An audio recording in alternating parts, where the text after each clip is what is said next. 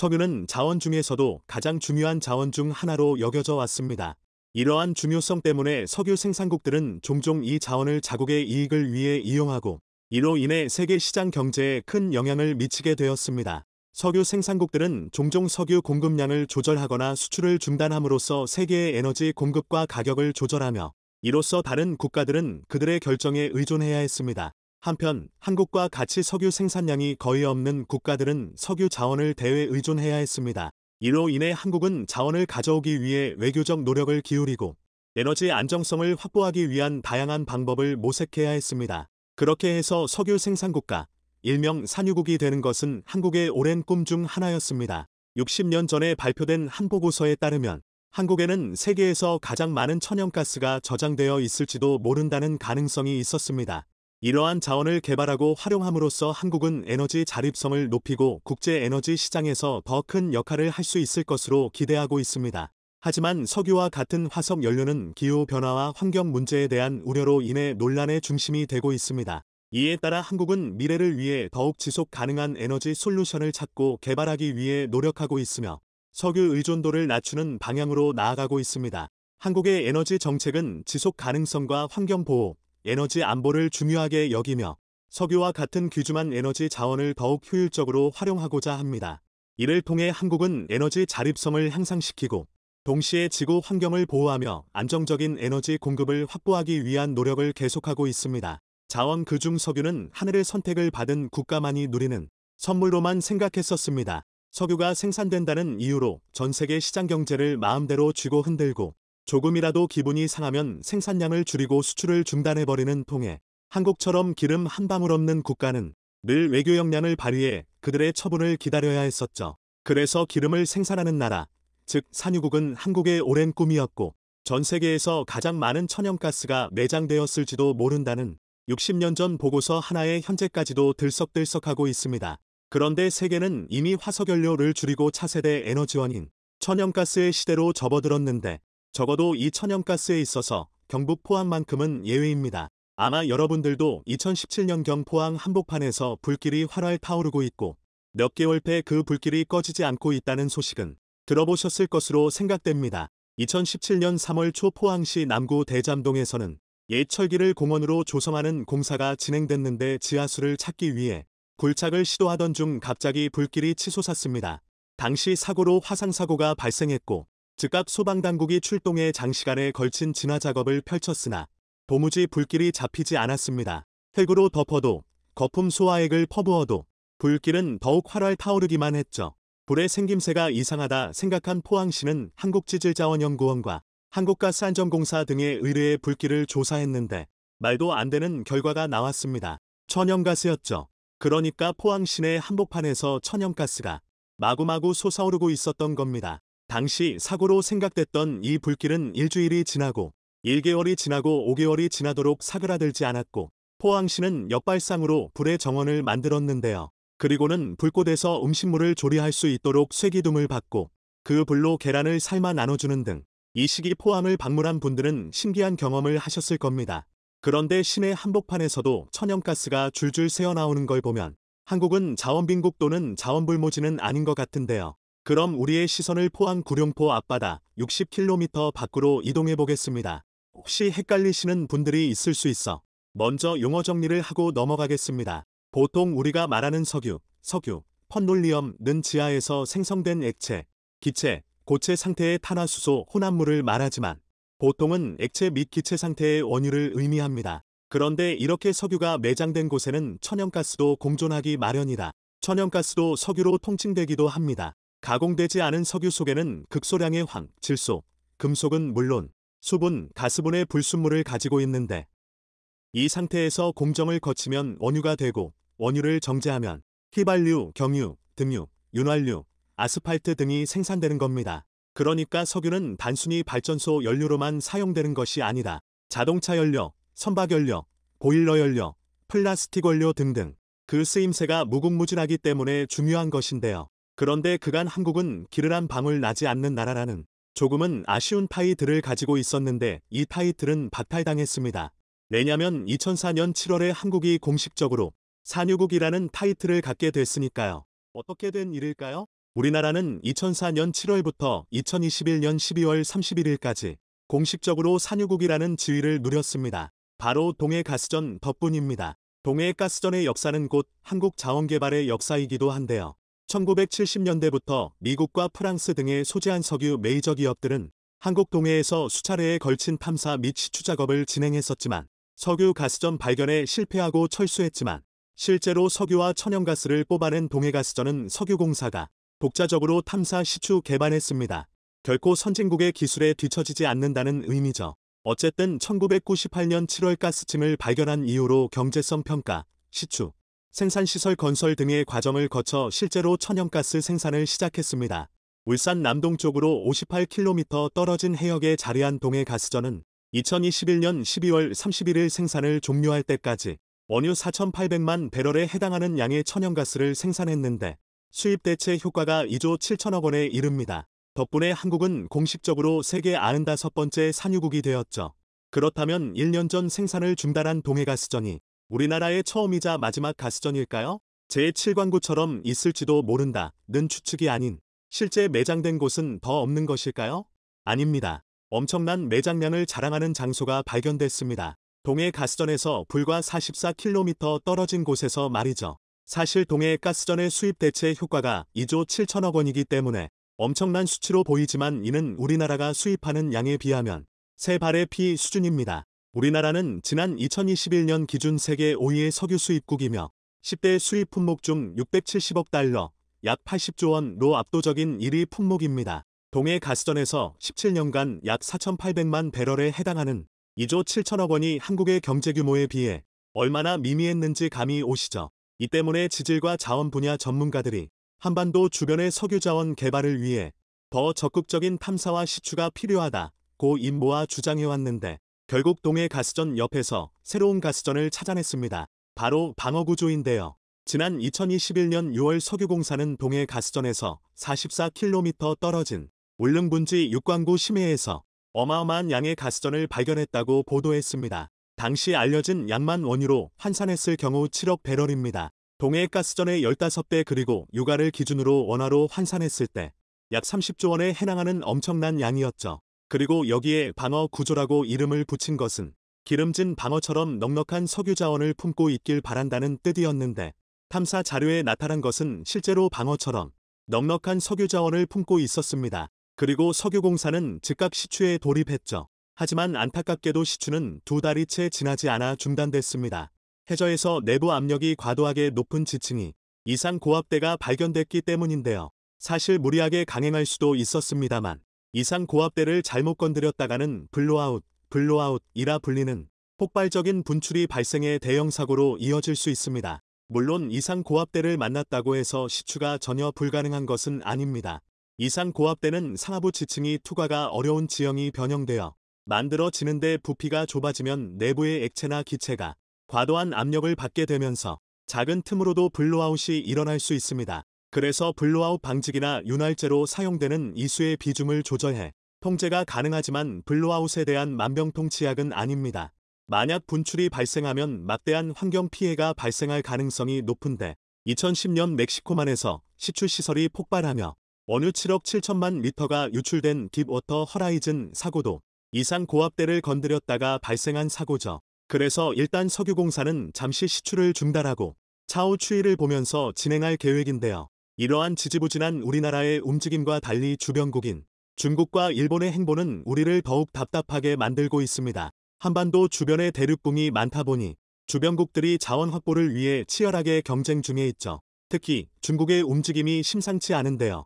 지난 3월 14일 오후 10시경 해양수산부 어업지도선 무궁화호는 여느 때와 다름없이 서해 지역을 순찰하고 있었습니다. 그런데 아직 한 번도 본 적 없는 이상한 구조물이 선장의 눈에 띄었는데 가까이 가서 확인해보니 이는 전형적인 이동식 석유 시추 구조물이었습니다. 시설물에는 떡하니 HIGHISLAND 7분이라고 적혀 있었죠. 그런데 이 구조물은 원래 이 위치에 있으면 불법인 구조물입니다. 왜냐면 한국과 중국의 배타적 경제수역 EEZ 중첩된 관계로 한중 잠정조치수역으로 설정해 둔 곳이기 때문입니다. 그래서 어느 나라도 함부로 구조물을 세울 수 없는 곳인데 중국이 석유 시추 구조물을 세워둔 겁니다.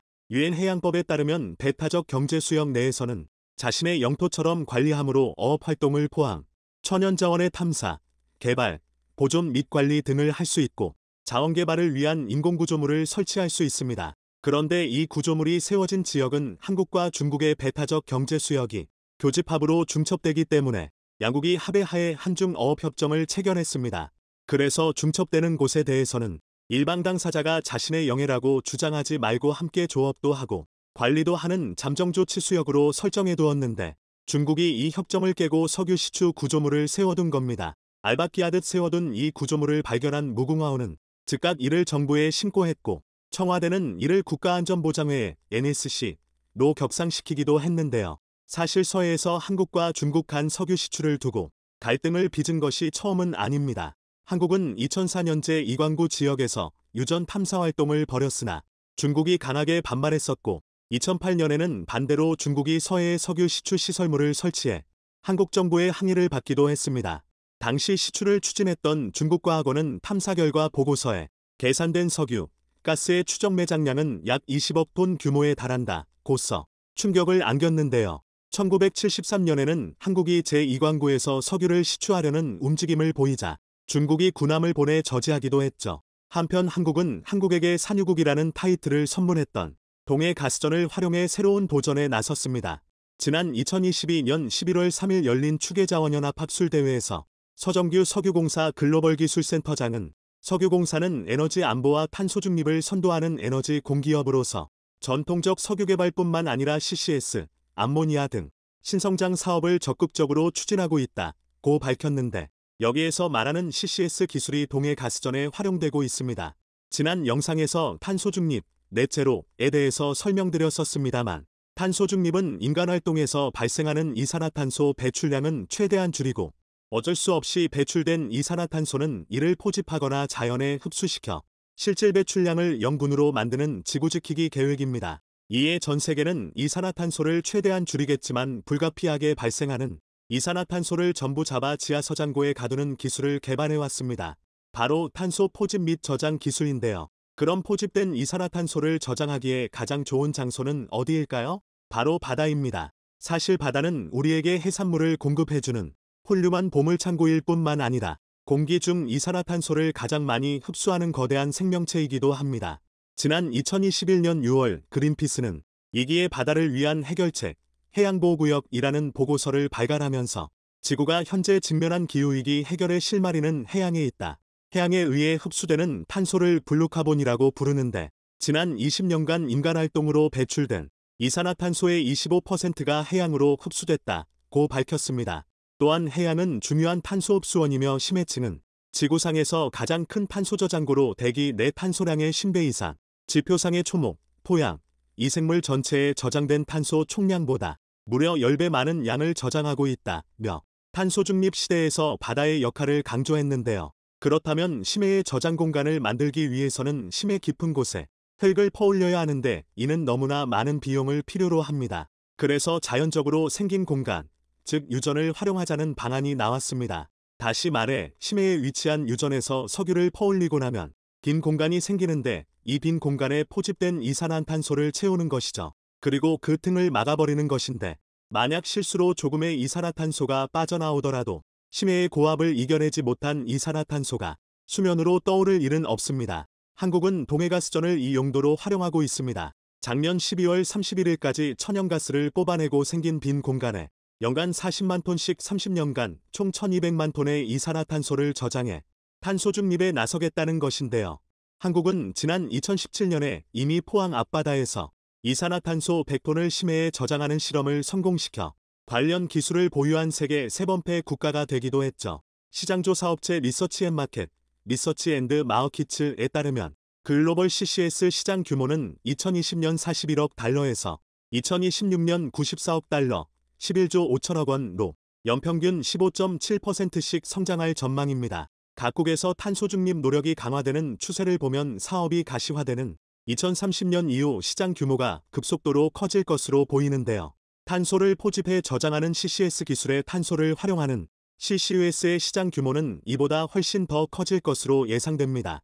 국제에너지지구 IEA의 세계 에너지 시장 전망 2019에 따르면 2050년 전 세계 이산화탄소 배출량은 약 370억 톤이 될 것이며 이 중 9%에 해당하는 26억 1천만 톤이 CCUS를 통해 감축될 것으로 예상됩니다. 1톤당 탄소 배출권 가격이 12만 5천 원으로 책정했을 때 CCUS 시장 규모는 최대 326조 원에 달하는데 동해 가스전을 통해 축적된 기술력으로 이 거대한 시장의 리더가 한국이 되었으면 좋겠습니다. 2020년 1월부터 전 세계 모든 선박연료유의 황산화불 삭스 배출량 상한선을 0.5%로 낮추기로 한 국제해사기구 IMO 인터내셔널 메러타임 오어거너제이션의 결정에 따라 선박연료유 시장은 재빠르게 액화천연가스 이하 LNG로 재편됐습니다. 이에 전 세계 조선업계는 2010년대 중반부터 벌써 치열한 LNG선 확보 전쟁에 들어갔고 이 시장의 승자는 한국이 됐습니다. LNG선은 크게 두 종류로 나놉니다. 하나는 LNG를 연료로 하는 LNG 추진선이고 또 다른 하나는 LNG를 운반하는 LNG 운반선입니다. 한국은 특히 LNG 운반선 분야에서 큰 두각을 드러냈는데 앞선 기술력으로 전 세계 시장의 약 70%를 독점하다시피 하고 있죠. 실제로 2022년 우리나라 조선 빅3는 전 세계 대형 LNG 운반선 발주량의 70%를 수주하기도 했습니다. 그런데 한국이 LNG 운반선을 만들 때마다 한 척당 100억씩 뜯어가며 갑질을 일삼던 프랑스 기업이 있습니다. 한국 조선사들의 입장에서는 울며 겨자 먹기로 돈을 내줄 수밖에 없는 입장이었는데 이 프랑스 기업에 얼마 전 철퇴가 내려졌습니다. 어떤 일이 벌어진 것일까요? LNG가 화석연료를 대체해 이산화탄소 발생을 줄이고 탄소 중립 달성을 위한 필수 에너지원으로 주목받기 시작하면서 이 운반선에 대한 수요가 크게 증가하고 있습니다. LNG선은 쉽게 말하면 액체로 바꾼 천연가스를 운송하는 선박입니다. 천연가스를 기체로 변하지 않게 하려면 영하 163도 이하의 초저온 상태를 유지해야 하는데 이렇게 액체로 유지시키는 이유는 기체 상태에서 액체로 바뀌면 부피가 60분의 1 영로 압축되기 때문입니다. 그래서 LNG를 운반하려면 일반 화물창이 아니라 특수 제작된 화물창이 필요한데 이 화물창 덕분에 한국은 1990년대까지 LNG 운반선 시장을 독식한 일본을 따돌릴 수 있었습니다. LNG 화물창은 크게 모스형, 모스 타입과 멤브레인형, 멤브레인 타입으로 나뉘는데 모스형은 갑판 위에 동그란 공 모양의 화물 탱크를 말합니다. 노르웨이의 크베너 모스, 크바이어메어 모스, 사가 특허권을 가지고 있죠. 일본은 모스형을 채택한 후 세계 1위라는 자만감에 빠져 좀처럼 변화를 꾀하지 않았는데 한국은 모스형과 멤브레인형을 고민하다 선박 내부에 화물창을 설치하는 멤브레인 타입에 올인했습니다. 이에 대한 특허는 프랑스의 GTT, 게즈 트랜스포어트 앤드 tekno게즈가 특허를 보유하고 있죠. 1970년대 중반 이후 앞서거니 뒤서거니 하며 LNG선 시장에 주도한 두 형태는 LNG선이 대형화되면서 희비가 극명하게 엇갈리게 됩니다. 모스형의 경우 용량을 늘리려면 구형 화물 탱크의 직경을 키워야 하는 구조적인 문제가 있지만 멤브레인형은 길이나 폭을 늘리는 게 상대적으로 용이해 수송량도 40% 이상 늘릴 수 있어 선주들에게 어필할 수 있었죠. 결국 2000년대부터 멤브레인형은 모스형을 완전히 따돌리게 됩니다. 일본을 따돌린 후 한국 조선사의 독주는 대단했습니다. 클락슨 리서치에 따르면 볼 2023년 1분기 전 세계에서 발주된 LNG선 중 90%를 우리 조선사가 수주했는데 LNG선은 한 척당 약 2천억 원의 고부가 가치 선박인 덕분에 한국은 다시 세계 1위 조선강국의 위상을 되찾았죠. 하지만 한국이 전 세계 발주의 90%를 쓸어 담아도 뒤에서 흐뭇하게 미소 짓는 기업은 따로 있습니다. 바로 프랑스의 GTT입니다. 왜 그럴까요? 앞서 언급했듯 GTT는 멤브레인형 화물창에 대한 특허를 보유하고 있는데 우리 조선사들은 LNG 운반선 한 척을 건조할 때마다 성가의 5%인 약 100억 원에 달하는 기술료를 GTT에 지불해야 합니다. 내 LNG 운반선이 건조될 때마다 100억 원을 뜯기고 있으니 대규모 수주에도 로열티 지급 때문에 적자를 면치 못하거나 간신히 흑자를 유지하는 수준이죠. 지난 4월 20일 GTT는 1분기 7.989만 유로, 한국 돈으로 약 1169억 원의 매출을 몰렸다고 공시했는데 이는 전년 대비 17.2% 성장한 수치입니다. 핵심 매출원은 단연 LNG 운반선 부문으로 1년 사이 약 969억 원의 로열티 수익을 올렸다고 밝혔죠. 그리고 이 수익의 90% 내외가 한국 조선소로부터 나온다고 볼 때 우리 조선 3사가 1분기에만 로열티로 900억을 냈다는 의미입니다. 이를 1년 단위로 보면 2022년 우리 조선사들은 LNG 운반선 121척을 수주했는데 척당 100억 원의 로열티를 지불한다고 본다면 1년에 지출된 로열티만 1조 2천억 원을 지불한 것으로 추측됩니다. 돈을 벌어도 돈을 번 게 아닌 셈입니다. GTT에 대응하고 싶어도 막대한 시장지위를 구축하고 있어 함부로 대를 수도 없었죠. 그런데 얼마 전 희소식이 전해졌습니다. 우리나라 공정거래위원회가 GTT를 상대로 갑질을 하지 말라는 취지로 행정소송을 제기했는데 대법원이 공정위의 손을 들어줬기 때문인데요. 어떻게 된 일일까요? 공정위는 지난 2020년 11월 GTT의 공정거래법 위반 혐의로 시정명령과 함께 과징금 125억 2,800만 원을 부과했습니다. GTT가 한국조선사를 상대로 시장 지배적 지위를 남용했다고 봤죠. 단순히 멤브레 인형을 사용할 목적으로 지불하는 로열티를 다른 문제가 없겠지만 문제는 GTT가 갑질을 일삼았다는 점입니다. 그동안 GTT는 LNG 화물창 기술 라이선스를 제공하면서 기술 지원을 함께 끼워 팔아왔는데 우리 조선사는 화물창 기술 라이선스만 있으면 충분한데 GTT는 기술 지원 서비스까지 함께 묶어 계약해왔던 겁니다. 이에 2015년경 우리 조선사들이 기술 라이선스만 구매하고 기술 지원은 별도로 거래하자고 요청했지만 GTT가 이를 전부 거절해버렸습니다. 우리 입장에서는 직접 지원 서비스 경험을 쌓으면서 점차 기술 국산화를 꿈꿔왔던 것이죠. 하지만 GTT가 이를 거절해버리니 멤브레 인형을 안 쓸 수도 없어 울며 겨자 먹기로 필요도 없는 기술 지원 계약까지 체결해야 했던 겁니다. 더구나 GTT와의 기술 라이선스 계약 기간은 통상적으로 6년이며 계약 종료에 관한 서면 통보가 없으면 자연적으로 5년이 연장됩니다. 선박 설계는 우리나라가 세계 최고임에도 멤브레인형 화물창을 설치하면 GTT가 해당 선박에 필요한 세부 설계 및 분석, 계산 노트 및 도면을 작성해 조선사에 제공하고 선박 건조 현장에 인력을 파견해 감독하고 문제가 발생하면 자문을 제공하는 것을 포함하는 등 불필요한 기술 지원 계약을 체결해 벌써 20년 넘게 관계를 이어오고 있는 겁니다. 가장 불만이 많았던 부분은 사후 서비스 강제 이용으로 멤브레인형 LNG 운반선 저장 탱크의 고장이 발생하면 수리 난이도와 관계없이 GTT 본사 기술자를 부르도록 강제하는 조항입니다. 우리나라 용접 전문가가 충분히 해결할 수 있는 미세한 구멍이 생겨도 GTT 본사 기술자를 불러 수리하고 수리비를 지급해야 하니 갑질도 이런 갑질이 없었습니다. 그러니까 돈을 벌어도 늘 간신히 적자를 면하는 수준이 된 것인데요. 공정위는 이러한 행위가 부당하다고 보고 행정소송을 제기했고 올해 4월 대법원까지 가는 싸움 끝에 대법원이 공정위의 손을 들어줬습니다. GTT는 국내 최고 법률사무소 중 하나인 김앤장을 선임해 싸웠으나 결국 패소하고 말았죠. 대법원 판결에서 패소했기 때문에 GTT는 이제 조선사가 원할 경우 기술 라이선스와 기술 지원을 별개의 상품으로 분리해 계약을 체결해야 합니다. 그리고 그동안 베일에 가려졌던 라이선스 이용료와 기술 지원료의 비율도 공개될 판이 깔렸습니다. 이렇게 된다면 그간 척당 100억 원씩 지불하던 것에서 얼마의 비용이 절감될지도 알 수 있을 겁니다. 물론 멤브레인형 화물창에 대한 원천 기술을 확보한 것은 분명 GTT의 노력의 결실이고 그에 대한 로열티를 받는 것은 자율경쟁 시장에서는 당연한 권리입니다.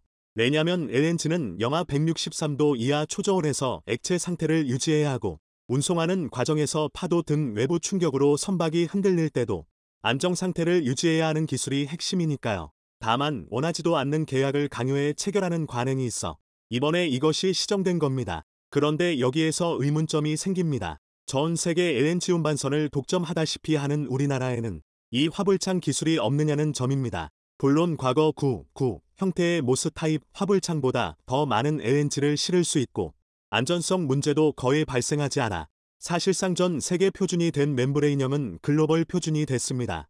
선주를 역시 수십 년간 쌓인 기술 신뢰도 덕분에 GTT 멤브레인 기술이 아닌 화물창은 거의 쓰지 않죠. 하지만 그렇다고 기술 개발이 필요하지 않은 것은 아닙니다. 한국 역시 로열티 지출을 낮춰 원가 경쟁력을 높이고 이익률 개선 차원에서 2004년부터 이를 국책사업으로 지정해 화물창 제작에 나섰습니다. 그리고 한국가스공사와 KCLNG 택가 기술개발사로 참여해 KC 1분 화물창을 개발했고 2018년 국적선 SK 세레니티오와 SK 스피카오에 적용시켰습니다. 하지만 아직까지 기술이 GTT에 미치지 못해 허용 최저 온도보다 선체 온도가 낮아져 있으리 맺히는 콜드스팟 현상이 발생했고 결국 운행이 중단됐죠. 그렇다고 포기한 것은 아닙니다. 산업통상자원부는 2021년 친환경 선박용 극저온 단열 시스템 실증 기반 구축 사업을 추진하면서 내년 12월까지 240억 원을 투입해 LNG 극저온 화불창 국산화를 위한 실시험 평가 및 국제 인증에 필요한 센터와 장비 구축, 시험 장비 및 평가 기술 개발 및 표준화, 차세대 한국형 화불창 실증 및 국내외 LNG 관련 기관의 네트워크 활성화 등을 목표로 순조롭게 사업을 진행하고 있습니다. 물론 왜 한 번에 해내지 못하느냐, 왜 제대로 해내지 못하느냐는 비판이 있을 수 있습니다만 모든 일이 한 번에 완벽히 성공하는 경우는 많지 않습니다. 비록 1,000억 원의 손실이 발생하기는 했지만 이 실패를 자양분 삼아 앞으로 내년 지출되는 1조 2천억 원을 줄이는 기술이 개발된다면 이 역시 훌륭한 실패가 아닐까요? 삼성과 LG를 막아섰던 미국이 충격적인 결말에 고개를 숙이고 있어 화제입니다. 이는 최근 한국을 불러들이는 동시에 자국 기업을 키우려는 바이든 행정부의 미래 상황을 예견하는 내용이라 외신도 크게 주목하고 있습니다. 어떤 결말이 나왔는지 자세한 내용 살펴보겠습니다. 미국이 한국 기업을 겨냥해 2018년부터 시행한 세탁기 세이프가드 조치보고서가 8월 16일 발표된 바 있습니다. 미국 국제무역위원회 ITC는 해당 보고서에서 자신들의 조치가 삼성과 LG전자의 미국 시장 지배력을 오히려 높이게 됐다는 언급을 했습니다. 미국 대통령 직속 기구가 보호무역주의 정책을 앞세우며 한국을 대상으로 핀셋 규제에 나섰지만 한국 기업들이 높은 기술력과 현지화로 극복했다는 점을 공식 인정한 것입니다. 이는 바이든 대통령과 의회에 보고된 내용인데 세이프가드로 미국 내 세탁기 생산 및 미국 산업 점유율은 늘었지만 이는 신규 미국 생산자인 삼성과 LG가 주도했다고 지적했습니다. 2018년부터 2022년까지 삼성과 LG 생산량은 매년 증가한 반면 같은 기간 미국 월풀과 GM 생산량은 불규칙적으로 감소했다는 설명입니다. 실제로 이 기간 삼성의 미국 세탁기 점유율은 20%에서 23%로 높아졌고 LG전자 또한 16%에서 20%대로 늘어난 상태입니다. 반면 월풀은 34%에서 31%로 축소돼 미국 관계자들을 경악시켰습니다. 그것도 메이태그 등 자회사를 모두 합쳐야 31%가 된 것입니다.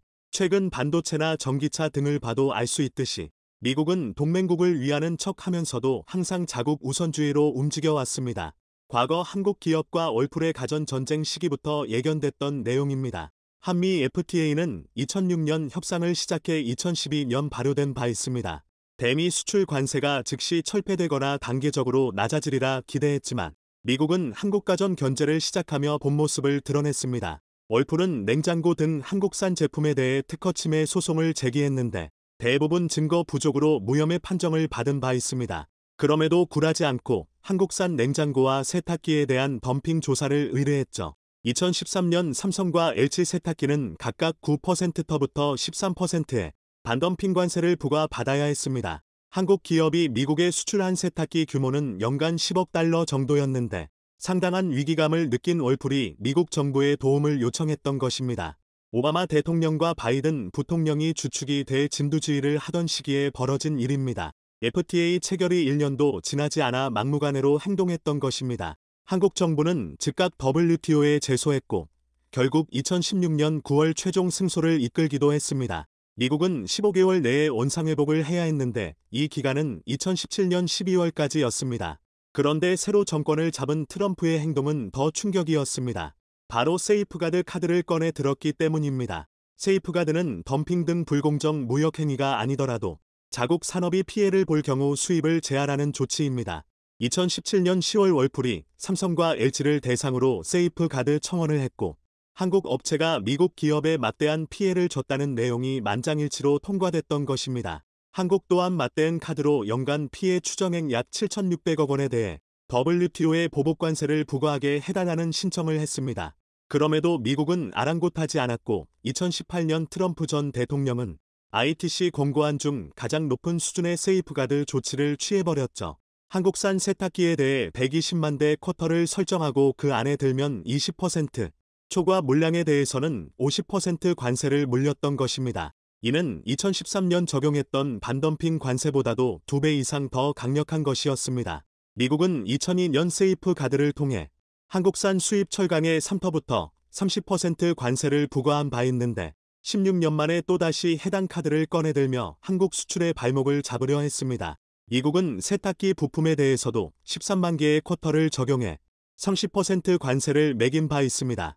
즉 부품까지 미국에서 전량 생산 체제를 갖춰야 관세 폭탄을 맞지 않았던 것입니다. 당시 한국 정부 인사도 우리 기업이 미국에 공장을 설립해 기여하고 있음에도 불이익을 가한 점은 납득하기 어렵다는 반응을 보이며 반발했습니다. 실제로 당시 삼성과 LG의 미국 공장 건설이 진행 중이거나 예정되어 있던 때였습니다. 삼성전자는 총 4천억 원을 미국에 투입해 연간 100만 대 생산이 가능한 공장을 미국에 짓고 있었고 세이프가드가 발효된 2018년 1월 서둘러 가동에 들어간 바 있습니다. H전자도 같은 해 8월 테네시주에 연간 120만 대 생산이 가능한 공장을 착공하며 대응했습니다. 결국 WTO 소송에서는 작년 2월 한국 측이 승리를 얻어내기도 했습니다.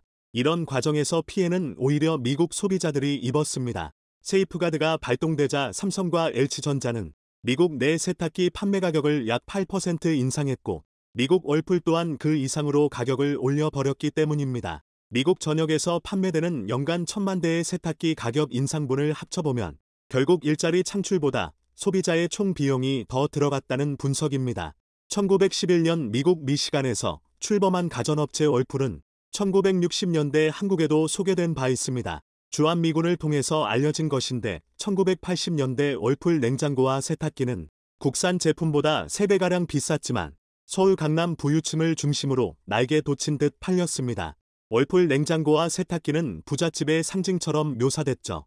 하지만 점점 기술과 가격 면에서 한국 업체에 밀렸고 최근 사태까지 벌어진 것입니다. 2017년만 해도 H전자 생활가전 사업본부 매출은 약 17조 원으로 월풀 24조 원과 비교해 크게 부족한 상태였습니다. 그런데 세이프가드 발동 후 오히려 2020년 매출 격차가 6천억 원 수준으로 줄었고 2021년에는 H전자가 글로벌 1등 자리에 처음으로 올라섰습니다.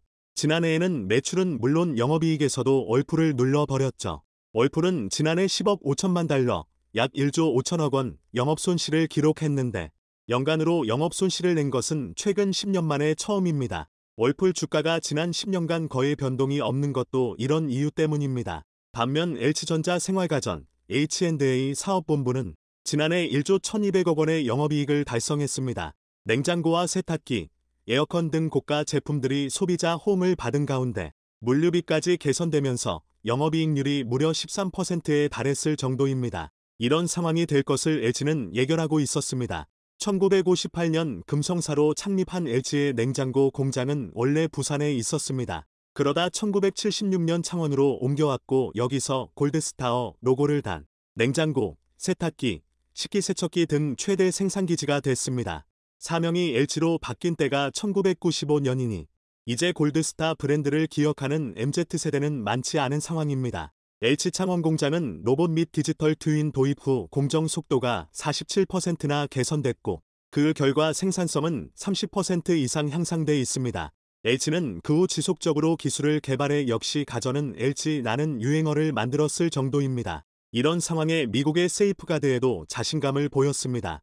2019년 LG전자 송대현 사장은 테네시주 세탁기 공장 준공식 후 소비자들은 제품이 좋으면 인정을 해준다며 우리의 목표는 미국에서 세이프가드 관세가 없어져도 미국 내 생산에서 경쟁력을 갖도록 만드는 것이라 강조했습니다. 그러면서 미국 월풀이 우리를 불러들였다는 의미심장한 말을 남겼습니다. 이런 LG전자의 마인드는 삼성도 일찌감치 가지고 있었습니다. 불량은 암이다. 참담함을 느낀다. 경쟁사보다 앞선 제품을 만들 자신이 없으면 아예 시작도 하지 말라. 지난 1993년 고 이건희 삼성전자 회장이 경쟁사 제품을 한데 모아놓고 연신 한숨을 쉬며 한 말입니다. 당시 세계 1등 제품과 삼성전자 제품을 비교해 놓고 보니 기술력 차이가 현격히 드러났기 때문입니다. 그리고 또 같은 해 2월 미국 로스앤젤레스를 찾았다가 가전 양판점 베스트바이에서 뽀얗게 먼지가 쌓인 채 구석에 처박혀 있던 삼성 TV를 본 후 자기가 만든 물건이 어디에 있는지 눈으로 직접 보라. 먼지가 몇 mm 쌓여 있고 얼마나 팔리는지를 말이다. 이렇게 당시 사장단에게 호통을 치기도 했습니다. 즉 정부에 기대어 경쟁사를 끌어내리는 것이 아닌 스스로 기술력을 높여야 살아남는다는 인식을 명확히 보여준 것입니다. 이런 과정을 거쳐 삼성과 LG는 세계 최고로 올라설 수 있었습니다. 하지만 미국은 현재도 견제로만 자신들 사업을 지키려 하고 있습니다. 올해 상반기 한국 수출품에 대해 반덤핑, 상계관세, 세이프가드 등 수입 규제 조치를 발동 중인 국가는 총 28개국으로 규제 건수는 201건으로 확인됐습니다. 국가별로는 미국 50건, 인도 19건, 튀르키예 16건, 중국 14건, 캐나다, 태국 등의 순으로 수입 규제가 많았습니다. 유형별로는 반덤핑이 148건, 세이프가드 41건, 상계관세 12건 등입니다. 한국에 대한 수입 규제는 지난해 하반기 대비 10건이 늘었는데 이국이 가장 많아 여전히 한국을 견제하고 있는 상황입니다. 하지만 미국 소비자들은 품질로 제품을 선택하고 있습니다. 미국 유력 소비자 매체 컨슈머 리포트가 발표한 최고 및 최악의 드럼 세탁기 평가에서 놀라운 결과가 나왔습니다. H전자 제품이 1위에서 4위까지 상위권을 휩쓸었고 삼성전자 세탁기 제품이 6위를 한 것입니다. H전자 드럼 세탁기는 세탁 성능, 부드러운 옷감 처리, 브랜드 신뢰도 항목에서 좋은 평가를 받았습니다. 특히 1위를 한 제품은 에너지 및 물 효율성에서 모두 최고 점수를 기록했고 소음과 진동이 낮다는 극찬을 듣기도 했습니다. 반면 월풀 드럼 세탁기는 최악의 제품으로 선정된 상태입니다. 이와 동시에 최악으로 평가된 곳은 중국 미디어사가 만든 세탁기였습니다. 미국산 월풀이 중국산과 비슷한 평가를 받았던 것입니다. 컨슈머 리포트는 미국 내에서 판매되는 가전 등 다양한 제품을 실제 사용한 소비자들의 설문과 자체 테스트로 평가의 순위를 매깁니다. 이는 H전자가 북미에서 최대 매출을 달성하는 결과로 이어졌습니다. H전자의 상반기 지역별 매출은 한국에서 15조 원 정도를 기록해 1위를 했고 이어 북미, 유럽, 아시아, 중남미, 중동 및 아프리카 그리고 중국 순이었습니다. 즉 중국 시장 점유율이 크게 줄어 있어도 다른 지역 증가율로 세계 1위를 거머쥔 상황입니다. H전자는 올해 상반기 북미에서 9조 7천억 원의 매출을 올려 지난해 대비 4.6% 증가세를 보였습니다. 올 초 북미에 첫 출시된 업가전의 호평 속의 세탁기, 건조기 등 전반적인 가전제품 또한 좋은 평가를 얻고 있습니다. H전자의 OLED TV는 점유율 65%로 다른 경쟁사를 압도하고 있습니다. 미국의 정책 변화에 발빠르게 대응한 현지화 전략도 매출 호조를 이끌었습니다. 미국 정부는 인플레이션 감축법을 통해 에너지 효율이 높은 가전제품에 보조금을 지급하고 있습니다. H전자는 이에 대응해 히트펌프 기술을 적용한 냉난방기, 온수기, 건조기, 그리고 가스 사용을 대체한 전기레인지 등의 판매 비중을 높이고 있습니다. 테네시주 공장에서는 고효율 히트펌프 건조기를 연간 60만 대나 생산하고 있습니다. 미국 전반에 불어닥친 탈탄소와 움직임에 맞춰 화석연료 사용 제품의 전기화 추세가 거세지고 있는데 히트펌프 등 다양한 고효율 원천 기술을 보유한 H전자의 유리한 환경이라는 해석입니다. 한국 세탁기의 이 같은 성공 사례는 미국 IRA에 맞서 현지화와 첨단 공정 개발의 속도를 내고 있는 반도체와 전기자동차, 배터리 기업에도 벤치마킹 대상이 되고 있습니다. 한국은 기술력을 높여 미국 시장을 장악해 가길 바랍니다.